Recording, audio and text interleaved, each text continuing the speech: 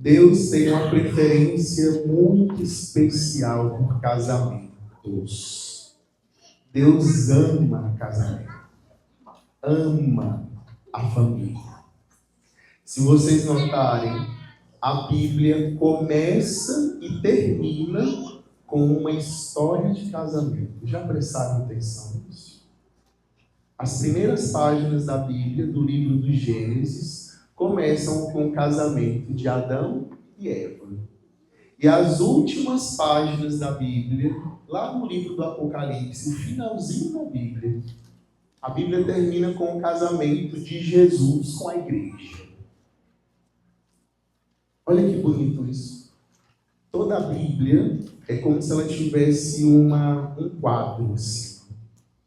E ela é escrita dentro desse quadro, dentro dessa ótica. O quadro que enquadra a Sagrada Escritura, a história da salvação, é o matrimônio, o casamento.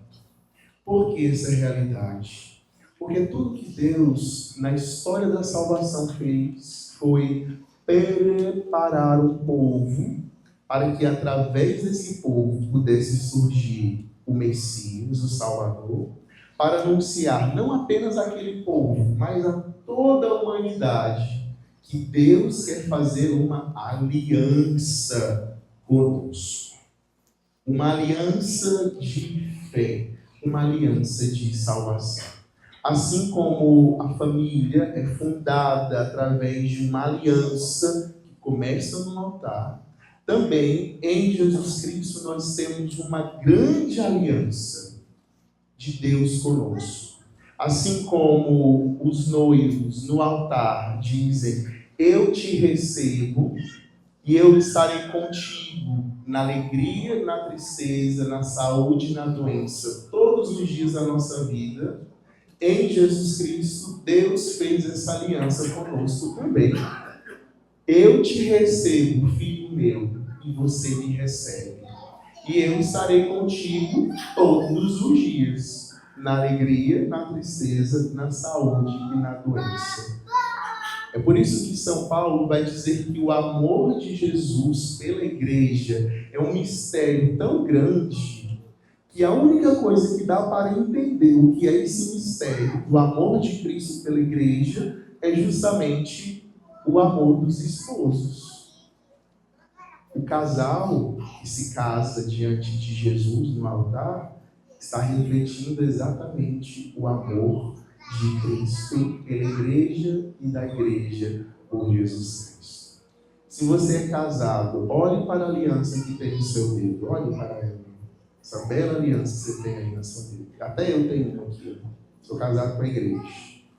Olha, meus irmãos e irmãs, essa aliança que você carrega no seu dedo, essa aliança ela não é sua, é do seu cônjuge. Não é uma. Essa aliança, quem foi que colocou essa aliança no seu dedo? Foi você mesmo? Não, foi o seu cônjuge. Essa aliança, quando você olha para ela, você está vendo: o meu cônjuge se entregou e se entrega por mim. É a aliança da fidelidade não sua, mas a do seu cônjuge. Quando você olha para a sua mão, você vai perceber: em casa eu tenho uma pessoa que é fiel a mim.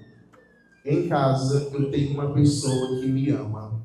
Em casa eu tenho alguém que entregou toda a sua existência para mim. E estará comigo na alegria e na tristeza, na saúde e na doença. Muitos de vocês colocam o nome do cônjuge dentro da aliança, não é? E é exatamente isso mesmo. Essa aliança representa não você, não a sua fidelidade, mas a fidelidade do seu cônjuge. Olha que belo isso, que bonito. E a mesma coisa, meus irmãos, é a aliança que Deus faz conosco. Jesus é o esposo. Ele é o noivo. Ele estava nesse casamento em Caná da Galileia e nós não sabemos o nome dos noivos. Jesus ou João não coloca o nome deles. E, na verdade, São João dá nome a poucos personagens das histórias de Jesus, para que nós possamos nos enquadrar aqui. Jesus é o noivo prometido por Deus para desposar a humanidade. Ouvimos na primeira leitura de Isaías capítulo 62, no qual o profeta diz: haverá um tempo onde Jerusalém não mais será chamada desamparada e abandonada, mas a cidade do Senhor será chamada a bem casada, a amada. Esta Jerusalém não é apenas a cidade física. Isaías não está falando disso. O que Isaías está mostrando é que Deus quer fazer uma aliança com a humanidade.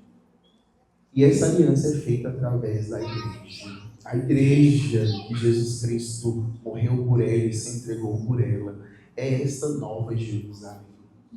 Você faz parte da igreja, você faz parte dessa promessa. Você não pode mais ser chamado de desamparado e de abandonado, porque Deus fez uma aliança contigo através do seu batismo. E Jesus realiza esse grande sinal justamente em uma festa de casamento, para nos mostrar, meus irmãos, que na nossa vida familiar, se nós temos algum tipo de tristeza, ou de privação, ou de escassez, com a qual esses noivos estavam passando aqui, neste Evangelho, João capítulo 2, você pode sempre, sempre, sempre dizer: Senhor Jesus, transforma a água da nossa tristeza em vinho de alegria. Você pode pedir a Ele. E se te falta a coragem de pedir a Jesus, você pode pedir à mãe dele, porque ela sempre está pronta a interceder por nós. Vejam, irmãos, que quando nós entendemos que Jesus está presente na nossa alma e fez uma aliança conosco, está presente na nossa família para nos trazer a graça da completude, da prosperidade, e Jesus está presente na igreja da qual nós fazemos parte, nós entendemos que se nós somos infiéis, Deus sempre permanecerá fiel à sua aliança. Vamos usar uma imagem aqui. Jesus jamais retira a aliança do Senhor. Ele não faz isso. Nem para sair para lugar nenhum. A aliança de Jesus está sempre no dedo dele, porque ele recebeu a cada um de nós. E nos enche de dons, nos dá graças específicas. Receba a aliança de Jesus. Aliás, você já recebeu. Mas renove a graça da aliança de Jesus na sua vida. Nessa Santa Missa, diante do altar, diante da palavra, renove o seu batismo hoje. Peça que Deus te dê essa grande bênção de você perceber-se aliançado com Deus, em comunhão com Ele, porque de fato o seu batismo fez isso. E você perceberá que os dons que estão guardados dentro do seu coração irão emergir.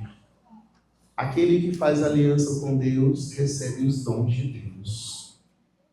E há muitos dons na igreja, como nós ouvimos na segunda leitura da carta de Paulo aos Coríntios, capítulo 12.